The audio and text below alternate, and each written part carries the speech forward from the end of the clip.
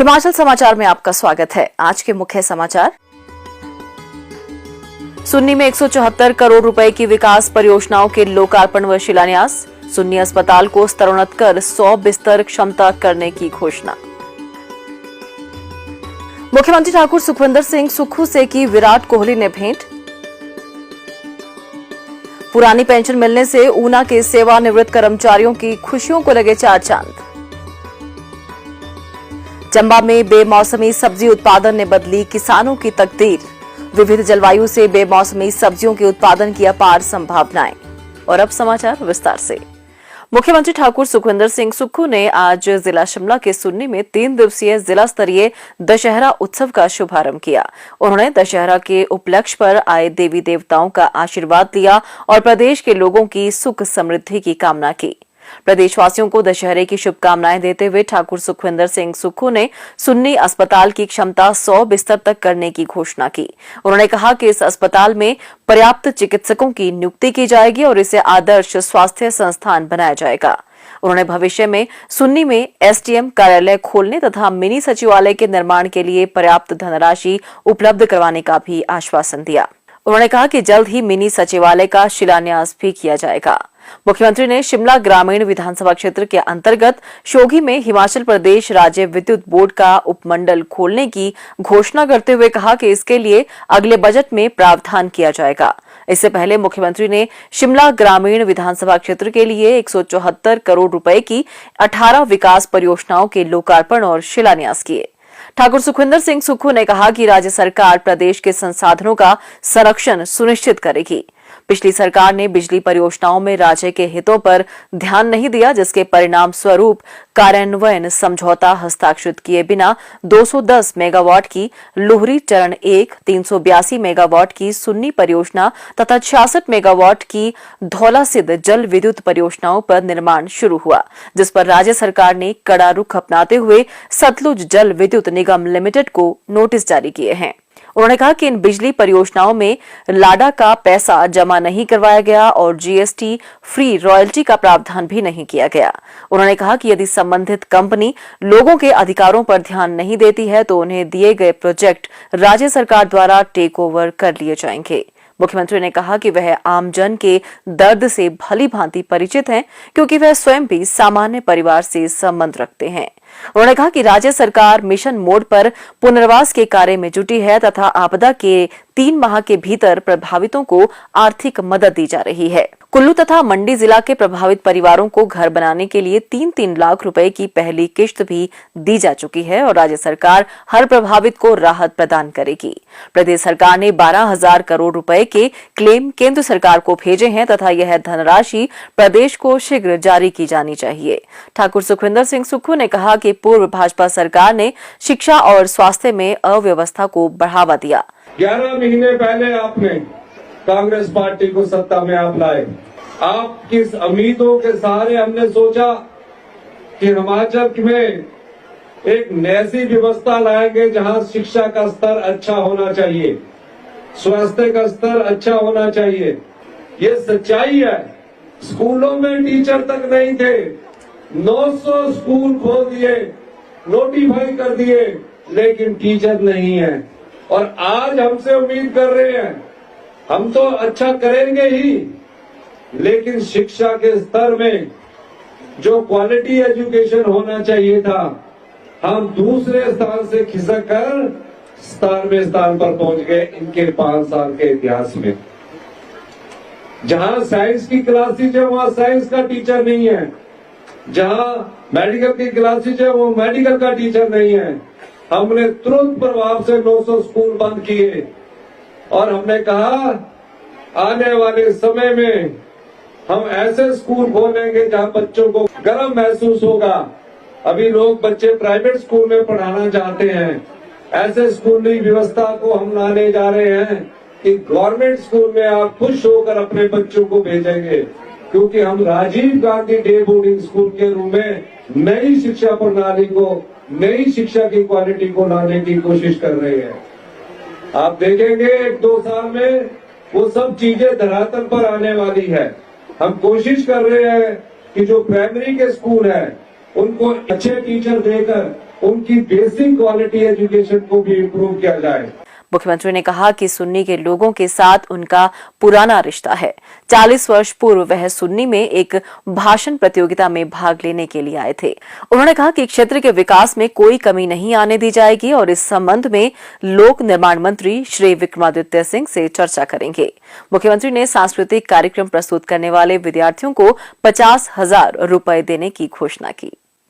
मुख्यमंत्री ठाकुर सुखविंदर सिंह सुक्खू से सोमवार को धर्मशाला में भारतीय क्रिकेट टीम के दिग्गज बल्लेबाज विराट कोहली ने भेंट की। इस दौरान दोनों के मध्य क्रिकेट को लेकर चर्चा हुई। मुख्यमंत्री ने विराट कोहली को न्यूजीलैंड के खिलाफ धर्मशाला क्रिकेट स्टेडियम में निर्णायक पारी खेलने के लिए बधाई दी। उन्होंने विश्व कप में भारतीय टीम के विजय अभियान जारी रखने पर प्रदेशवासियों की ओर से शुभकामनाएं भी दी। मुख्यमंत्री ने कहा कि भारतीय टीम बेहतरीन फॉर्म में है। उन्होंने कहा कि टीम इंडिया इस बार विश्व कप जीतने की प्रबल दावेदार है। हर भारतीय की भी कामना है कि भारतीय टीम एक बार फिर विश्व कप जीते। मुख्यमंत्री ठाकुर सुखविंदर सिंह सुक्खू के पुरानी पेंशन बहाली के ऐतिहासिक निर्णय के सकारात्मक परिणाम सामने आ रहे हैं। इससे सेवानिवृत्त कर्मचारियों को सम्मानजनक जीवन जीने की राह मिली है। ऊना जिला में पुरानी पेंशन योजना के तहत 4 सेवानिवृत्त कर्मचारियों को पेंशन मिलनी शुरू हो गई है। जिला कोष ऊना से नई पेंशन योजना से पुरानी योजना के अंतर्गत पेंशन का लाभ प्राप्त करने वाले 4 कर्मचारियों को पेंशन अदायगी के आदेश पत्र सौंपे गए हैं। पेंशन का लाभ लेने वाले कर्मचारियों शास्त्री के पद से सेवानिवृत्त श्री जगदेव सिंह व श्री नरेश कुमार अटेंडेंट पद से सेवानिवृत्त हुए। श्री नरेंद्र कुमार और चतुर्थ श्रेणी से सेवानिवृत्त श्री गुरबचन सिंह राणा ने ओपीएस प्रदान करने के लिए मुख्यमंत्री ठाकुर सुखविंदर सिंह सुक्खू का आभार व्यक्त किया।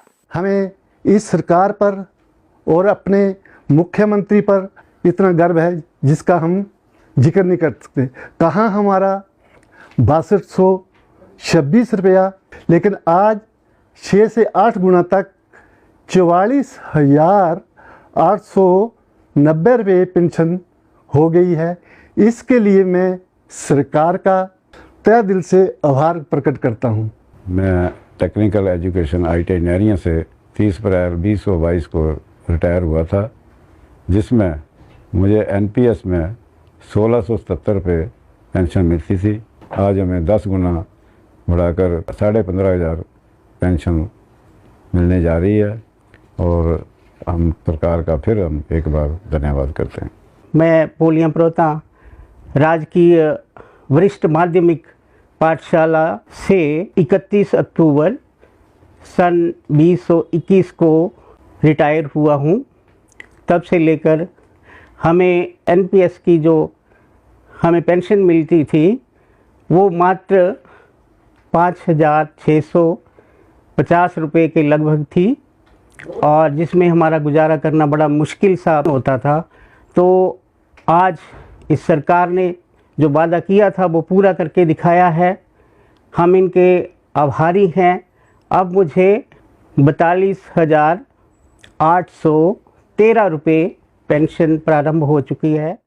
जिला चंबा के विकास खंड चंबा के तहत गांव ठुकरला के श्री संजीव कुमार बेमौसमी सब्जियों का उत्पादन कर अपनी आर्थिकी को सुदृढ़ करने के साथ साथ लोगों के लिए प्रेरणा स्रोत भी बने हैं।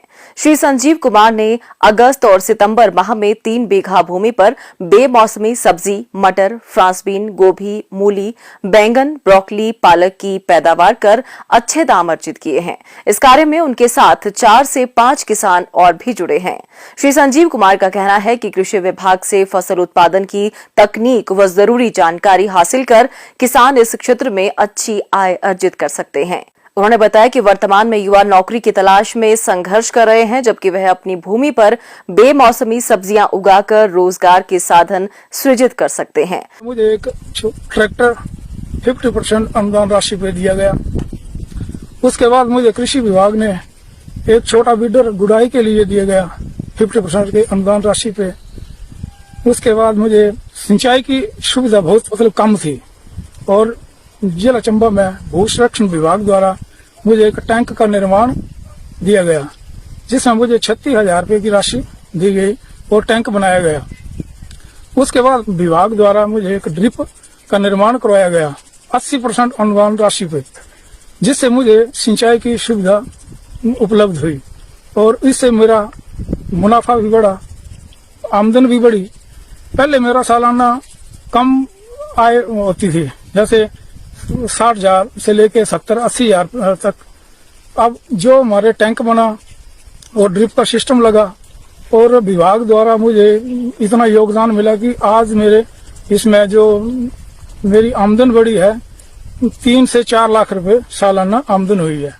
जिला चंबा की विविध जलवायु होने के कारण यहां बेमौसमी सब्जियों के उत्पादन की अपार संभावनाएं हैं। जिला में सिंचाई की समस्याओं को ध्यान में रखते हुए विभाग द्वारा विभिन्न योजनाओं के माध्यम से दूर दराज नालों से पानी सिंचाई कूहल से किसानों के खेतों तक पहुंचाया गया है। किसानों के खेतों में जल भंडारण टैंक भी बनाए गए हैं तथा किसानों के खेतों में 80% अनुदान पर सूक्ष्म सिंचाई प्रणालियां स्थापित की गई हैं। पिछले कुछ वर्षों में लगभग 2000 हेक्टेयर क्षेत्र पर सूक्ष्म सिंचाई सुविधाएं स्थापित की गई हैं। फव्वारा सिंचाई प्रणाली स्थापित करने के बाद पानी की बचत होती है। इससे कम पानी से अधिक क्षेत्रफल में सिंचाई की जा सकती है। जिला चंबा का भौगोलिक क्षेत्रफल लगभग 692,000 हेक्टेयर है, जिसमें से केवल 41.80 हजार हेक्टेयर भूमि पर मक्की, धान व गेहूं की प्रमुख अनाज की फसलों की खेती की जा रही है। अब यहाँ के किसानों का भी नकदी बेमौसमी सब्जियों की ओर रुझान बढ़ रहा है। लगभग 2200 हेक्टेयर क्षेत्रफल में सब्जी उत्पादन किया जा रहा है। इससे किसानों की आर्थिकी मजबूत हो रही है।